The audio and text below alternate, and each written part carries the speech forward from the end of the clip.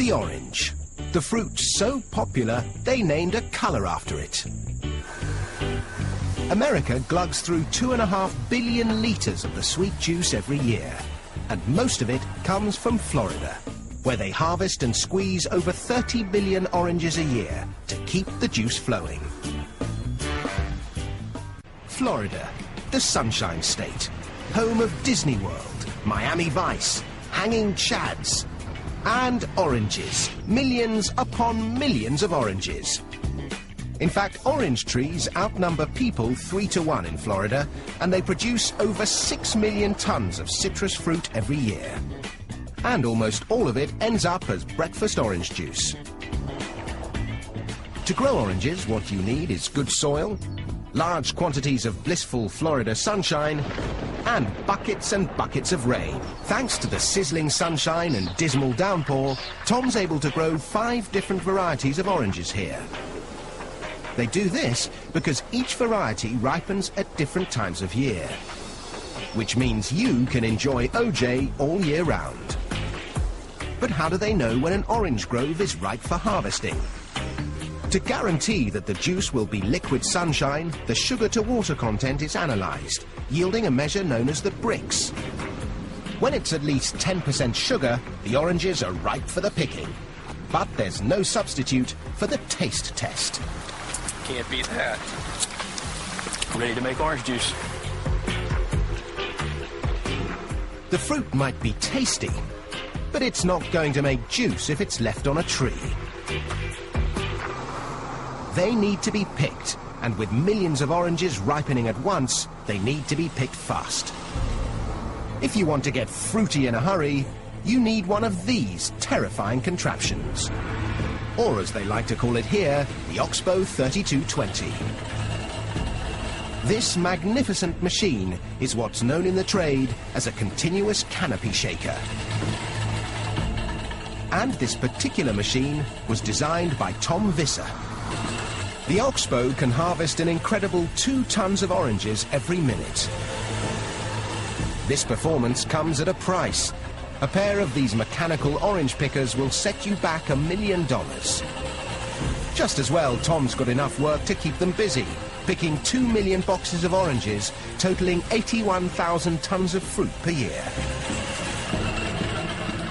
Once the oranges have been picked, the race is on to make sure your breakfast OJ tastes as fresh as can be.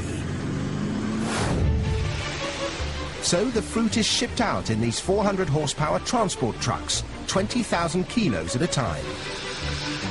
The trucks bring them to an OJ processing plant, like this one in Lake Wales. Dave Crumbly makes sure they don't run out of oranges. We'll do about. So more often than not, Dave gets his daily dose of vitamin C. To begin with, the oranges are washed out of the trucks. The fruit is then carried along 2 kilometers of conveyors into the processing plant where it's graded. The oranges are separated by size, and it's time to extract the juice.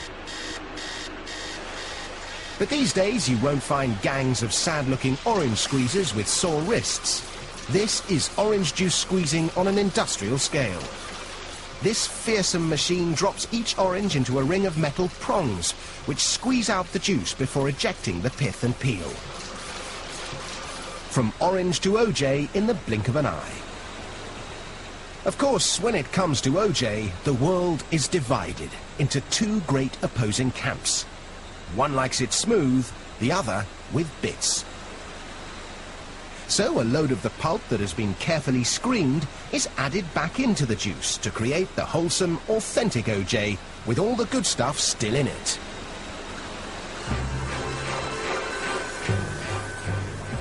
The OJ is now ready to be poured into cartons. It takes 2 dozen oranges to make enough juice to fill each 1.89-litre carton. But quantity counts for nothing unless the quality is good enough to keep orange juice the world's favourite breakfast tipple.